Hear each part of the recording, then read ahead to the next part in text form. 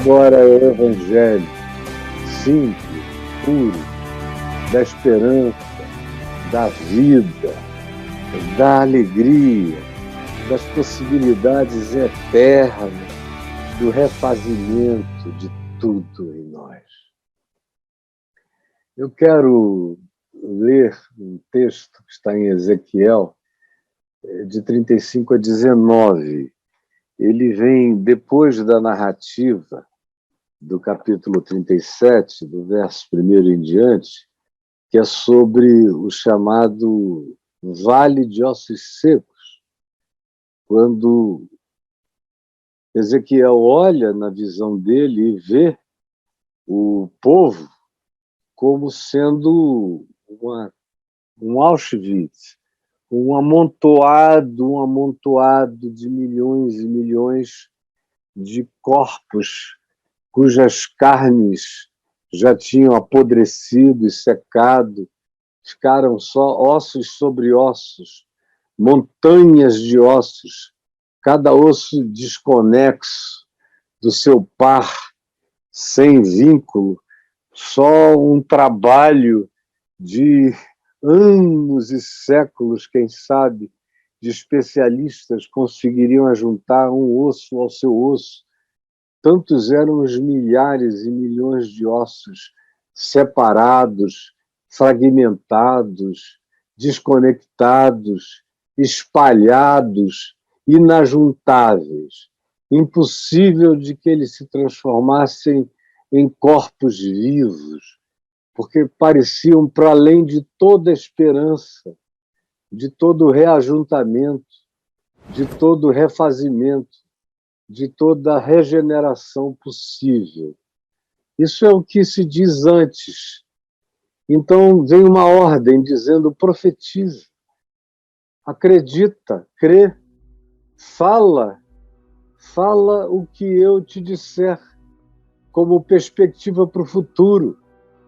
E então ele vai ouvindo, ele é Ezequiel, o profeta, vai ouvindo a voz que vai falando com ele, ordenando que os ossos se ajuntem, cada um ao seu par, formem os seus esqueletos equivalentes e depois sejam cobertos por tendões, por músculos, por carnes, por peles, por faces, por tudo que poderia refazê-los inteiros, plenos, e depois se ordena que se evoque o Espírito, que o Espírito de vida venha sobre eles e seja soprado sobre eles. E além de que eles sejam já um ajuntamento de corpos, eles se transformem em entes vivos, que se levantem, que se ponham juntos como um grande exército, como um corpo voluntariamente unido pelo desejo dessa união. E é assim que Ezequiel faz. E na visão dele ele vai ouvindo um osso se ajuntando a outro osso, todas as dinâmicas do milagre vão acontecendo até que aquela multidão de corpos se levantam, o Espírito sopra sobre eles e o fôlego da vida, o fôlego da graça, o Espírito da ressurreição toma conta deles e eles se põem em pé e eles se tornam um e eles se rejuvenescem, se revigoram, são refeitos, o milagre se estabelece. Isso é o que se diz aqui de maneira resumida até o verso 14. Aí quando se chega ao verso 14, se lê o seguinte: Ezequiel prossegue, é a sequência do que está aqui, dizendo: veio a mim a palavra do Senhor, me dizendo: tu depois disso tudo, filho do homem, toma um pedaço de pau, uma vara. Eu hoje não tenho nenhuma bengala aqui, estão todas lá embaixo na minha sala, mas um pedaço de pau, uma vara, toma e escreve nele dizendo para Judá e pelos filhos de Israel, seus companheiros. Essa é a palavra que tu tens de escrever na primeira vara. Depois, toma outro pedaço de pau e escreve nele para José, vara de Efraim, e para toda a casa de Israel, seus companheiros. 2 varas, 2 palavras. Na vara da casa de Judá estavam separados irremediavelmente do rei do norte, que eram aqui chamados de os filhos de Israel, se separaram, brigaram e se dividiram.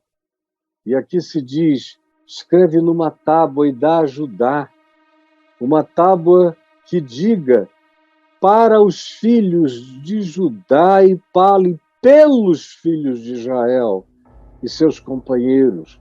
Profetiza uma aproximação, um desejo, uma reconciliação.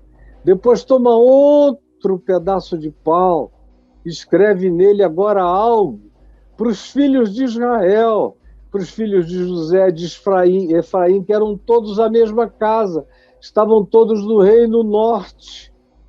E ajunta-os e dize-os, deseja que sejam um.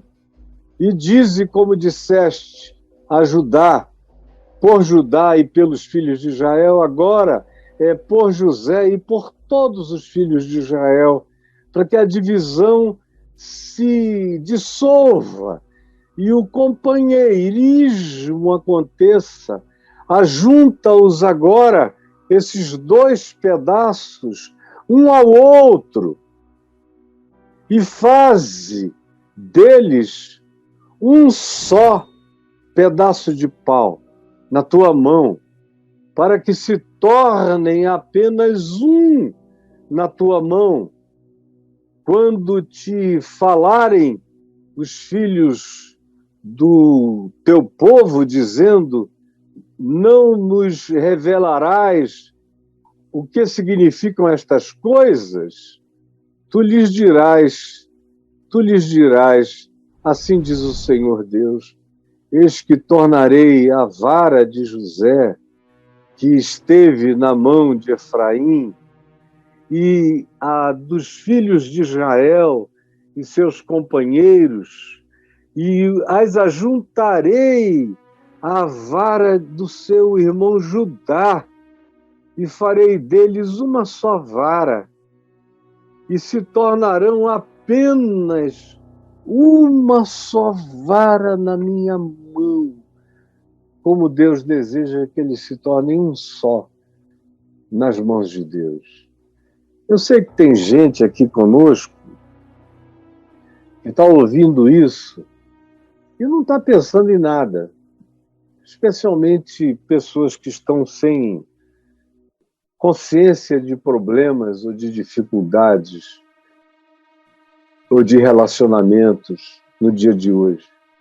Pessoas mais jovens que estão aqui só porque gostam de mim, vale a pena dar uma ouvidinha, depois sair correndo.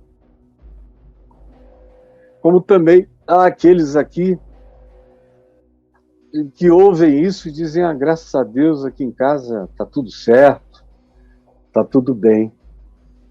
Mas tem uma quantidade enorme, talvez a maioria das pessoas, não vivam assim. Vivam fragmentações.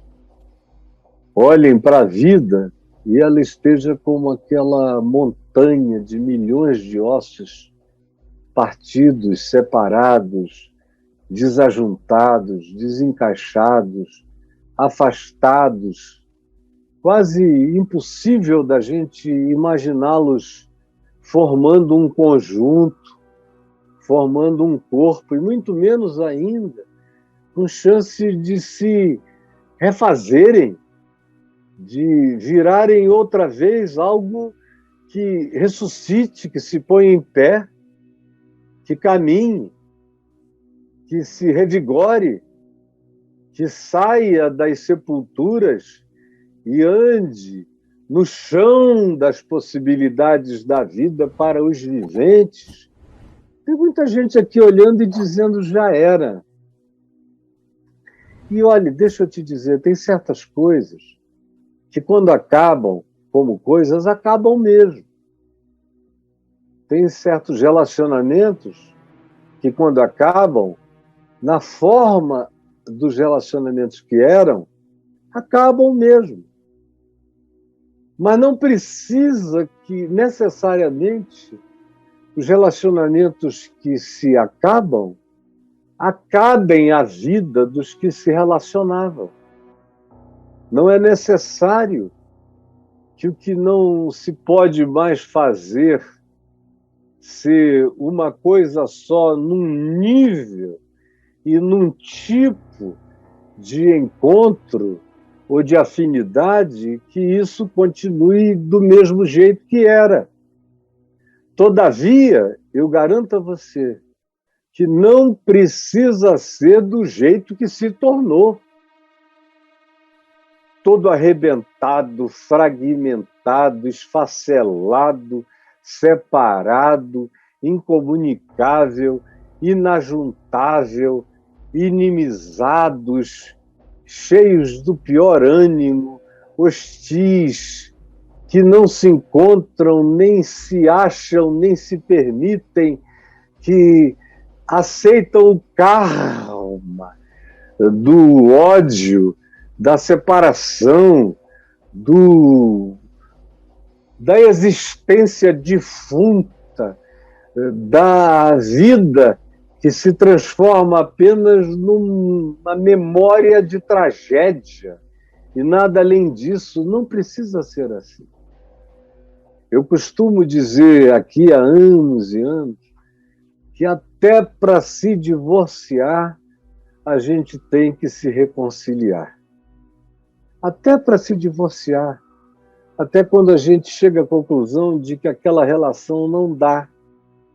Ela não nos faz bem, eu não faço bem a ela não faz bem a mim, um par não faz bem ao seu parceiro. Até quando é uma amizade que depois de um tempo se demonstra cheia de falhas e fracassos em áreas de caráter ou de personalidade, e que depois de muito tentar a gente constata que não há os encaixes necessários, a gente pode, e a gente nem sempre deve insistir. Muitas vezes não dá para insistir. É sábio não insistir. Todavia, ninguém precisa se odiar, se separar, ninguém precisa parar de falar, ninguém precisa desenvolver nenhum prazer no defuntamento da existência do outro. Ninguém tem que ter alegria em mandar coroa de flores para celebrar o fim do outro.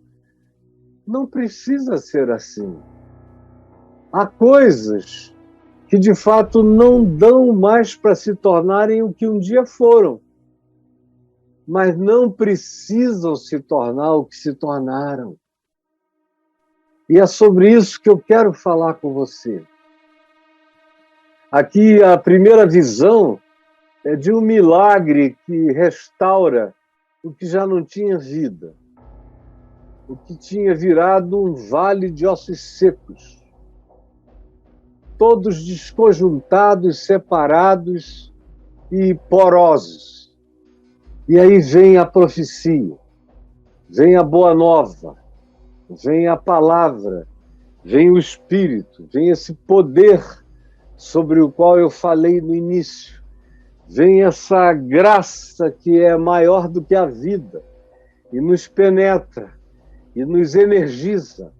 É a força da ressurreição, é um desejo novo, é uma vontade nova, é uma pulsão diferente, é um movimento, é uma dinâmica, é um dunamis, é algo sublime, é uma sobrenaturalidade sutil que começa a nos penetrar, que vai nos pervadindo, que vai fazendo o impensável acontecer, partes desconexas, desconjuntas, se reaproximando por mãos invisíveis, circunstâncias divinas, reajuntando, reconectando, reaproximando, replugando, fazendo juntas acontecerem, tendões começarem a se formar, músculos, carnes, peles, corpos, possibilidades. E aí vem o sopro da vida, sopro da existência, sopro da esperança, o sopro que nos faz colocarmos-nos em pé, com vontade de viver e de nos reconhecermos a nós mesmos e uns aos outros, e a olharmos um horizonte com novas possibilidades, onde o vale de ossos secos pode se transformar num lugar de gente viva, de gente viva. Mas é preciso mais do que isso. E aí a profecia continua. Foi a parte que eu li hoje, que em geral não é lida, nem considerada, nem refletida e nem ajuntada na sequência desse ato profético descrito nos primeiros versos do capítulo 37 de Ezequiel. Que ato é esse? É o segundo ato desse milagre. É esse que Ezequiel diz que Deus falou a ele: pega uma vara.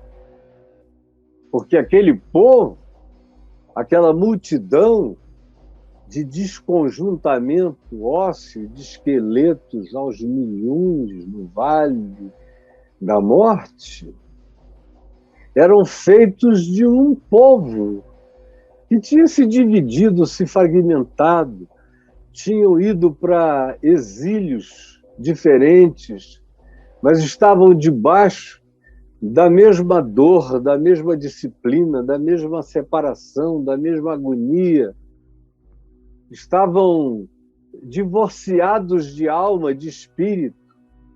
Eles nunca mais seriam exatamente um povo como tinham sido nos dias de Davi, de Salomão, e nunca mais seriam como depois que houve a separação nos dias de Roboão, Jeroboão.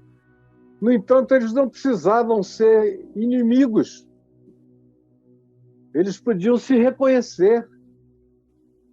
Eles podiam se ajudar.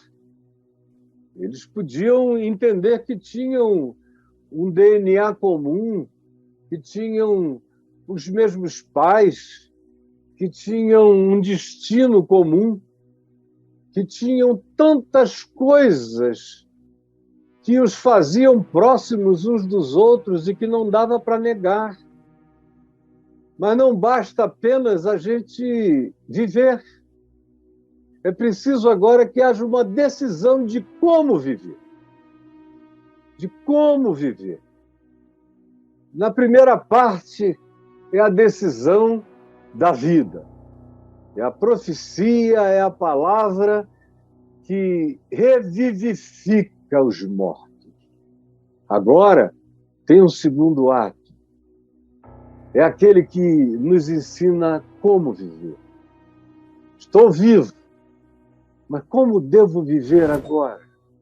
O que eu devo fazer para que eu não retorne ao lugar onde, pela separação, cada um morra no seu individualismo e na sua desconexão, na sua infelicidade separada e desajuntada, triste, desconectada. Como tem sido a sua vida? Tem gente aqui vivendo ainda no vale, nos ossos secos, sem nenhuma esperança.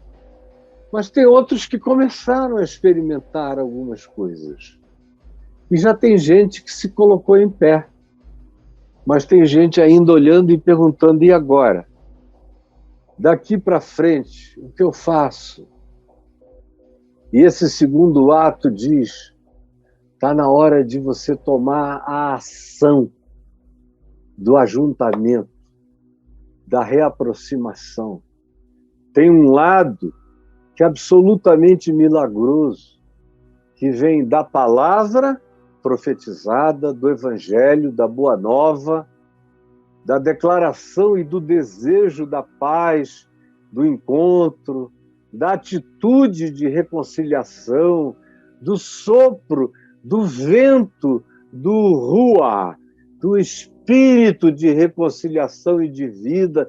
Isso é milagre, soprando na gente, predispondo a gente, inclinando a gente, abrindo o nosso ser, fazendo-nos entender, dispondo-nos a receber o conjunto da graça que nos porá em pé. Agora, tem um lado meu, tem um lado humano, tem um lado no qual eu pego um pau, que aqui vai ser essa chave, e escrevo nela, para fulano, em nome de Cicrano, porque o que está dito aqui é para ajudar por Israel, que era o outro reino. Era em favor de ambos, é para ti, Judá. É um cartão, é uma madeira memorial escrita, ajudar em nome dos seus companheiros de Israel. E de outro lado ele escreve, a José, tirado da vara de Efraim, em nome dos seus companheiros, dos filhos de Israel, para que haja reconciliação entre aqueles que estavam também irreconciliados. Judá estava irreconciliado de todos os filhos de Israel. E os filhos de José e de Efraim, separados também dos filhos de Israel. E agora, Deus diz, escreve, propõe um ajuntamento e bota os dois na tua mão. Anda com eles por aí. Anda com eles por aí. E quando te virem andando, sem explicação, com esses dois pedaços de pau na mão, e vierem te perguntar, curiosamente, o que é isso, Ezequiel? Que negócio é esse? Você está andando com esses dois pedaços de pau? Um é de Judá para Israel, o outro é de José e Efraim para os filhos de Israel, seus companheiros. O que é que isso significa? Então você vai dizer, significa que chegou o tempo de vocês pararem com esses ódios, com essas separações, porque do contrário, vocês serão para sempre apenas um vale de ossos secos. A graça de Deus quer se derramar, está se derramando, tem operado, vai agir mais profundamente ainda, mas tem que haver uma decisão. Tudo que Deus faz na gente demanda decisão da nossa parte. Tudo que Deus faz na gente demanda ser acompanhado por decisões da nossa parte, de corroborações. Deus começa a fazer e eu me torno cooperador. Ou seja, eu trabalho junto, eu opero junto. Ele derrama o Espírito e eu coopero na direção do Espírito de Deus. Ele determina a inclinação e eu me inclino naquela direção. Ele afirma a intenção e eu covalido como sendo intenção minha também. Eu sei o que o Evangelho propõe como vida e eu covalido a proposta do Evangelho, tomando nas minhas mãos a decisão daquela execução, daquela vida. Eu recebo aquele poder, como eu mostrei no início, aquele poder miraculoso para sair do chão, do pó, da terra, como aquele moço naquele aparelho do início do nosso tempo aqui. Eu recebo esse poder, que é como receber o Espírito no vale de ossos secos. É um milagre. Humanamente não aconteceria. Ficaria ali no pó do deserto do vale para sempre. Veio esse poder, mas agora eu me equilibro nele, eu me animo nele, eu ando na direção, eu inclino na direção do que seja a proposta. É assim que funciona tudo em Deus e do Evangelho. O milagre vem, mas eu faço a minha parte.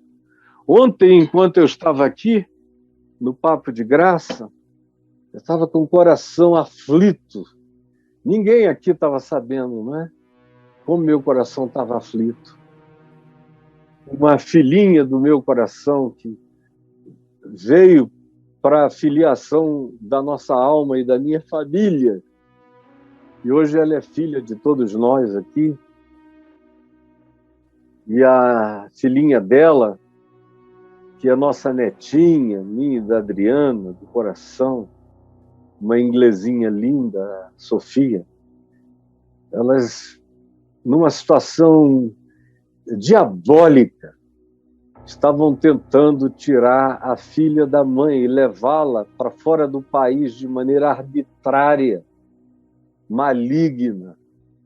E aí de manhã chegaram autoridades, a federal, a AGU e autoridades diversas, 6 horas da manhã, uma criança de 10 anos, apaixonada pela mãe, que é a única cuidadora dela, que dá vida por ela. Um pai que nunca quis nada, que nunca nem reconheceu a filha, mas que por implicância, só porque é rico, estrangeiro, tem dinheiro, e a esposa não aguentando a mulher que ele nunca reconheceu como esposa, não aguentando mais os maus tratos por anos, por mais de uma década, foi embora e recebeu a nossa paz e a nossa bênção para sair daquela tortura e voltar para casa, para o Brasil. E ele, por mera implicância, resolveu mover céus e terra, gastar a grana dele e levar de volta. E aí, quando eu terminei aqui o programa, eu abri o meu aplicativo, estava lá ela chorando, paizinho, estão nos levando para o aeroporto, e eu vou com ela, que eu não vou deixar ali sozinha, mesmo que eu seja presa quando eu chegue lá. Aí nós começamos a orar daqui, a falar com ela, e a orarmos, e um outro amigo meu que tem cuidado de tudo bem de perto, que tem sido um anjo do Senhor disso tudo, orando comigo, e a gente orando e chorando e clamando. O programa já tinha acabado e ficamos aqui na presença de Deus em oração, e não havia mais esperança humana, tinha tudo se esgotado. Elas chegaram no aeroporto para embarcar. Aí, de repente, veio uma ordem. E a ordem era de um desembargador idoso. E contra as decisões da justiça americana, e contra o acatamento absurdo da Advocacia Geral da União, absurdo, é um caso assim inédito. A menina tem nacionalidade brasileira, a mãe dela também, tem tudo brasileiro, e o outro não tem nada, nem a paternidade, iriam extraditá-la. Isso não acontece em direito internacional nenhum, com essa ausência total de garantias legais do outro lado. Botar uma menina para ser cuidada enquanto ele só vem de 15 em 15 dias, fica 48 horas e vai embora. Era uma perversidade diabólica. Aí esse desembargador idoso leu enquanto elas iam para o aeroporto. Graças a Deus o trânsito estava pesado. E leu os autos todos. E quando chegaram no aeroporto veio a ordem: não embarcar, cancelada esta decisão. Isso tudo vai ser resolvido no Brasil. E no Brasil isso já está resolvido, já tem solução e acabou. Aí nós todos juntando com os nossos pauzinhos juntados na mão, choramos juntos e agradecemos. E eu vi o tic-tac que as duas gravaram, a mamãe e a filhinha gravaram um tic-tac para Jesus de gratidão pelo livramento na última hora, naquela salvação. Mas a ação de Deus aconteceu. Mas a gente tem que botar os paus na mão, tem que fazer a nossa parte, tem que procurar o desembargador, tem que dizer, olha, está aqui, a nossa decisão é essa, é juntar e não deixar separar, nós queremos, é por isso que lutamos. É por isto que lutamos. E é isso que Deus diz aqui, o milagre acontecerá, mas tem que haver a decisão de juntar um pau ao outro pau e de fazer daquilo que está separado, de novo, uma coisa só. Essa é a parte que me toca. Essa é a parte que toca você. Eu poderia falar milhares de coisas sobre o contexto histórico, sobre tudo isso, mas eu não quero, não. Eu quero só ficar aqui com você, com a sua vida, com a sua casa no dia de hoje. E eu quero que você me escreva. Escreva agora aqui no portal caifado.net, aí no chat. Você escreva. Qual é o milagre? O milagre. Eu não estou falando de coisas para deuses do panteão grego. Eu queria que Jesus fizesse o meu marido, que nunca gostou de mim, que tem uma amante pela qual ele é apaixonado, queria que ele parasse de gostar dela e se apaixonasse por mim. Deus não é culpido. Ele não se mete nisso. Se não rolou, não rolou. Agora, ele te ajuda a se reconciliar. Não no casamento, necessariamente, mas no vínculo, para diminuir esse gap. Uma coisa linda nessa coisa toda que eu acabei de narrar, nessa história, é que a mãezinha dessa menina, com quanto tenha todas as razões do mundo para pintar um satanás do lado de lá, ela não faz isso. Só de anteontem para cá que ela começou a explicar para a filha, que já é uma garota fazendo 11 anos praticamente, com consciência das coisas, o que aconteceu. E a garota entendeu com uma simplicidade, disse, por que você não me falou? Que eu teria te ajudado nisso tudo, como agora está ajudando. E ela disse, é porque eu não queria que você ficasse com raiva dele. Olha só que espírito bom. E agora ela vai fazer a menina ajudar-se sem precisar ficar com raiva dele. O Evangelho é assim, ele não nos obriga àquilo que não faz bem, mas ele nos desobriga de tudo aquilo que faz mal. Guarde isso no coração. O Evangelho não nos obriga àquilo que não faz bem, mas ele nos desobriga de tudo aquilo que faz mal. Repita comigo em voz alta. O Evangelho não me obriga ao que não me faz bem, mas me desobriga de tudo que me faz mal. É assim o Evangelho. E eu sei disso falando de cátedra, me perdoe. Eu não gosto de falar de nada em teoria. Eu não sou um homem de teoria.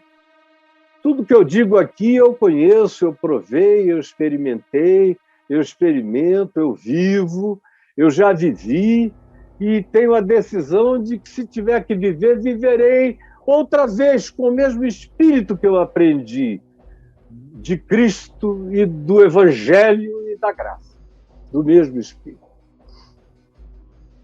Eu já estive nesse lugar de olhar, meu Deus, no ano de 1998, quando eu cheguei no final do ano, eu tinha vivido de 73 a 98 edificando, construindo coisas lindas, maravilhosas, que abençoaram a vida de milhões de pessoas aqui e em outros lugares do mundo. Tanta coisa linda, tanto milagre, tanta graça. E constituído uma família linda, dava gosto, prazer. A nossa vida era absolutamente gloriosa, eu diria. Os filhos, que filhos bons, que alegria tê-los à volta da mesa, a amizade deles, o amor, a confissão fácil, como eu te amo, eu te amo, eu te amo, era a coisa mais natural, era como respirar, carinho, toque, beijo, afeto. Aí o meu coração entrou naquele processo que eu já narrei várias vezes, de que eu, como homem, como indivíduo, queria viver uma experiência para além da família que envolvesse a minha conjugalidade, pessoalmente. E aconteceu tudo de errado. Eu fiz tudo errado, decidi errado, escolhi errado, do modo errado, no tempo errado, e ainda me envolvi por causa disso com coisas erradas, porque um abismo leva você a um outro abismo, as coisas piores só pioram, as coisas ruins só se tornam mais horrorosas ainda, a associação entre o ruim gera o péssimo, o horroroso, de modo que quando eu cheguei no final do ano, eu olhei para trás e só vi escombros. Escombros. Quando alguém descrevia o meu estado como uma grande catedral que tinha sofrido um terremoto e vindo abaixo, não tinha ficado pedaço sobre pedaço, eu concordava com aquela descrição completamente. Eu não sabia nem se eu ainda estava vivo, debaixo de todo aquele monturo de coisas, daqueles megatons de pesos horrorosos, esmagado de todos os lados, só pedindo a Deus que os meus filhos estivessem vivos e que a minha loucura não estivesse matado. Era só o que eu pedia. E que aqueles que eu amava não sofressem mais do que eu já os estava fazendo sofrer. E aí o trabalho. Anos, anos e anos. Você olha, o ano de 99, você olhava e era só vale de ossos secos. e é um filho doente daqui, angustiado dali, é uma filha cheia de revoltas acolá, é um outro filho numa angústia enorme, que adora a família e queria fazer logo uma familhinha para ele próprio, para ele não perder aquela alegria. E o outro que amava fazer as coisas que fazia junto comigo, agora já não podia mais, não havia mais as condições para que nós trabalhássemos juntos.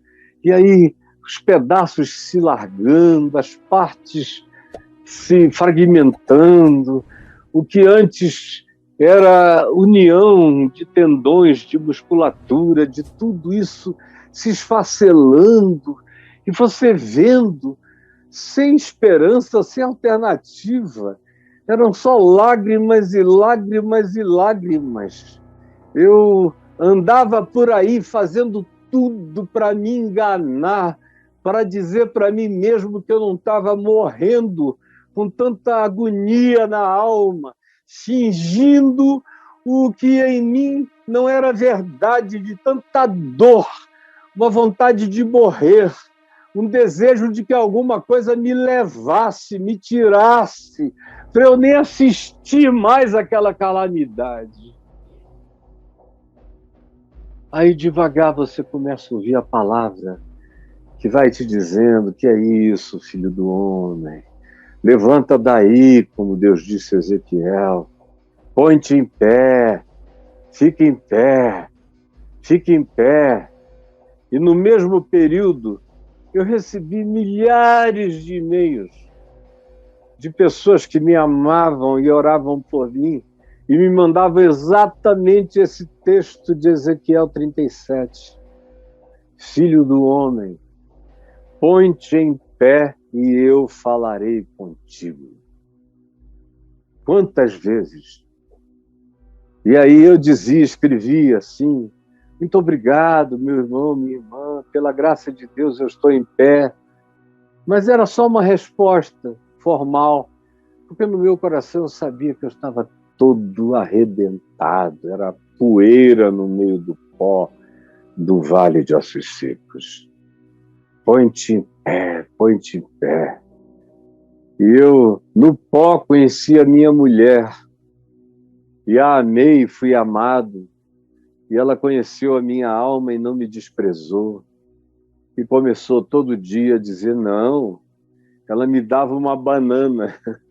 Quando eu dizia não, para mim acabou, para mim deu, não tem mais chance, ela dizia aqui, ó, que acabou. Nem começou aqui, ó. Tá pensando o quê? Que eu cheguei para tua aposentadoria? Não, eu cheguei e foi para o melhor da tua vida. Aqui, ó. Ó, pode se preparar, mais umas fériasinhas, vamos viver nossa lua de mel, vamos aproveitar, vamos beijar, vamos amar, vamos cuidar dos que precisam ser cuidados. Mas aqui, ó, que acabou alguma coisa, só está começando. E aí foi, fica em pé, vamos. E eu cheguei, quando eu a conheci, eu já tinha escrito Nefilim, e ela falou, te louvo por ter feito isso. Aí eu tinha terminado o Tábuas de Eva, ela falou, é isso. Eu estava escrevendo Em Busca de Issa, ela, vamos lá. E eu fui. O Enigma da Graça, ela leu Jó em voz alta para mim, eu li em voz alta para ela várias vezes, até que eu comecei a escrever. Saiu de uma sentada só. E aí o Enigma da Graça gerou o Sem Barganhas com Deus, que era um epílogo, que acabou virando um livro. E aí ela, vamos em frente. Eu comecei a escrever o site, ela me dando força. Às vezes eu escrevia 16 horas num dia sem parar e pregava todos os dias da semana. Ela, vamos pregar. Fique em pé. Ela via que eu ia gemendo para alguns compromissos, me arrastando. Que coisa mais difícil era levantar para sair carregando aquelas toneladas de agonia, sabendo que ia ter oficial de justiça na porta de casa, oficial de justiça na porta do Café com Graça, oficial de justiça em tudo que era lugar. Às vezes, na cafeteria onde eu atendia as pessoas, chegava lá um oficial de justiça, me pedia perdão, olha, eu vim aqui trazer essa notificação para o senhor. Tudo processo trabalhista, daqueles centenas de funcionários, e só os crentes é que entraram contra mim, os que não eram, ninguém fez nada, era a maioria, mas os crentes não eram brincadeira. Todo dia, todo dia, todo dia, parecia que não tinha fôlego, dava vontade de pular de cabeça num buraco. Sinceramente, eu tive vontade de mudar para a floresta amazônica, para acordar todo dia num flutuante e vendo apenas o rio passar suave, o rio Urubu na minha frente, e mandar buscar os meus filhos de 2, 3 vezes no ano para ficarem comigo, porque eu não queria mais nem ver nada. Na minha mente, no meu coração, só havia vales de ossos secos. Mas a palavra era: fique em pé, fique em pé. Quando eu vi, eu estava em pé. Quando eu vi caminhar para ir fazer as coisas, para ir pregar, já não era mais um peso. Quando eu vi, a alegria voltou, foi crescendo. Quando eu vi, os borbotões de água viva começaram a jorrar de mim. Quando eu vi revelações novas surgindo, parecia que tudo que eu tinha sabido até então tinha se tornado coisa do jardim da infância, perto das novas compreensões, do aprofundamento, da profundidade, da largura, da altura, do comprimento, das novas compreensões que excediam até o próprio entendimento, e a alegria de compreender o que não se podia compreender com a mente, mas discernir no espírito. Aquelas novas elevações e percepções, e o poder novo que veio dali, de como eu fui vendo o corpo ser refeito e o ânimo ser retomado, recobrado. Mas ainda havia muita coisa separada. Primeira coisa indo ser reunida, que nunca esteve fisicamente separada, mas emocionalmente foi sendo reajuntada, foram os filhos. Comigo, uns com os outros, com a mãe deles, com a minha nova família, todo mundo devagar se ajuntando e eu fazendo a minha parte. Eu falei para eles desde o início: olha, para vocês, em nome disso aqui, e para os outros aqui, para você, em nome desses outros. E fui fazendo isso, tentando fazer na conjugalidade que tinha se quebrado, se partido, agora fazer como amizade, que sempre foi, nunca não foi, foi o que sempre houve, foi grande amizade. E refazendo, com paciência, esperando as feridas serem curadas, dando tempo ao tempo, tratando com amor, com graça, com espera. Aí depois, olhando em volta, os amigos que tinham ficado machucados e que tinham sido muito grotescos comigo no ato de fazerem o que quer que eles tenham achado que fosse a razão deles, e não era, de fato. Mas lá fui eu, eles não vieram, ninguém veio, eu fui atrás de todos, cada um deles. Escrevi para fulano de fulano, para fulano de fulano, liga para um, liga para outro, vai atrás de um, encontra o outro, café com um, almoço com outro, um choro com um, choro com outro. E vim e venho fazendo isso todos esses anos, juntando os paus. Um dos paus simbólicos que nós juntamos agora foi na fraternidade do Evangelho. pegando amigos de longas datas, que já estavam aí no carinho de sempre, dizendo: olha, vamos nos juntar, vamos mostrar para todo mundo que no meio de toda essa fragmentação tem uma mensagem de Judá para os filhos de Israel e dos filhos de José e Efraim para os filhos de Israel e para Judá, e que a gente pode se reunir e se tornarmos um, não importa quantos venham, não importa quantos creiam, mas nós, na nossa diversidade e pluralidade, vamos mostrar que é possível sermos uma fraternidade do Evangelho. O que vem acontecendo está sendo lançado agora neste mês de março. E quando perguntam, eu digo: é o que irá acontecer, que já está acontecendo, pela graça de Deus. Profetiza. Põe-te em pé e profetiza. E a terceira coisa é: faz a tua parte. Junta tudo. Trabalha em favor da união, da unidade, do diálogo, da aproximação. E tenha paciência, porque não é magia, é milagre. Põe-te em pé, profetiza, o que significa projeta o bem, crê no melhor e faz a tua parte. Junta os pedaços. Eu sei que tem muita gente com o coração aproveitando o que eu estou dizendo.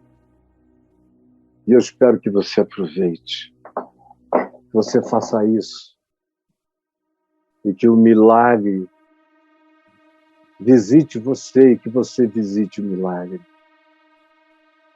O milagre me visita sempre que eu me disponho a viver o milagre.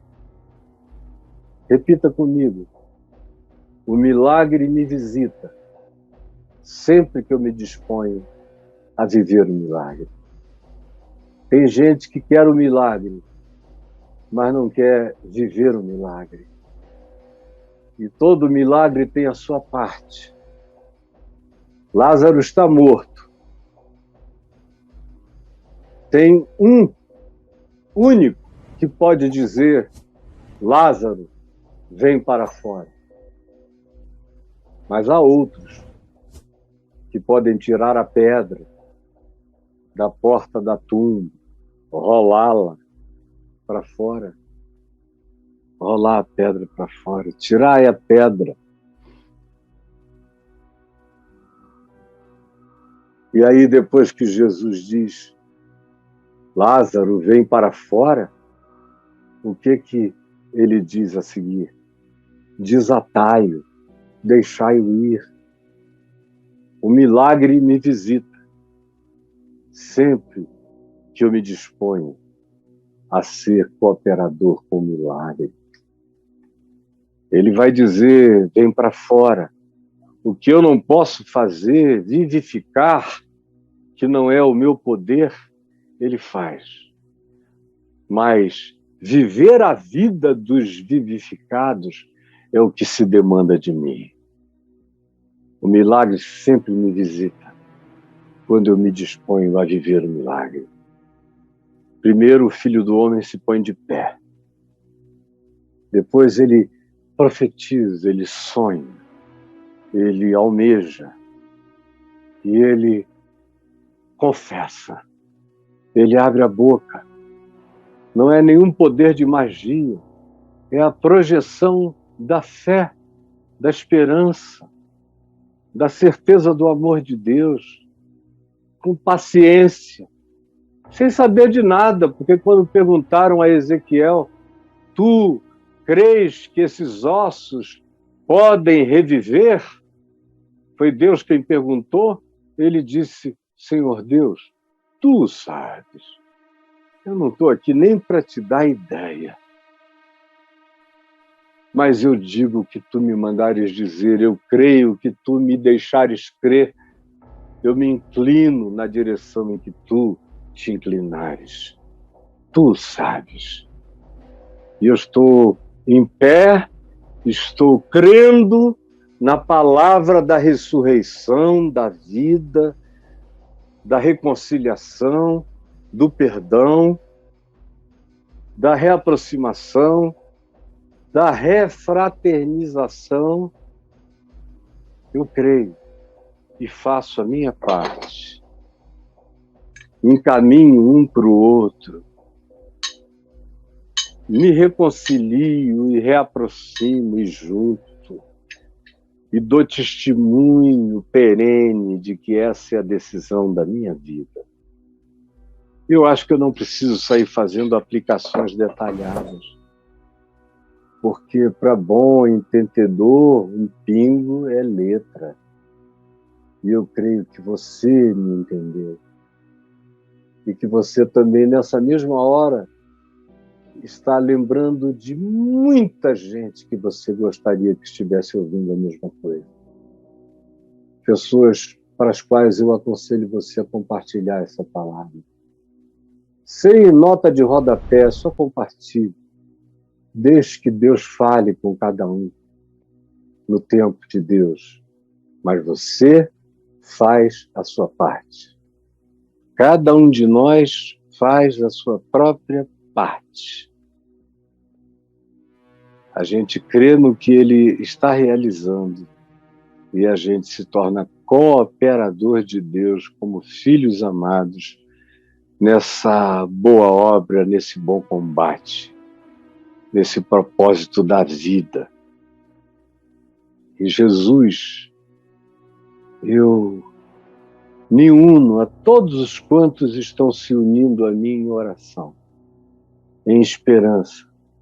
Agora, nesse instante, e todas as vezes que milhares e milhares e milhares vierem a ver e a ouvir e a orar comigo esta oração.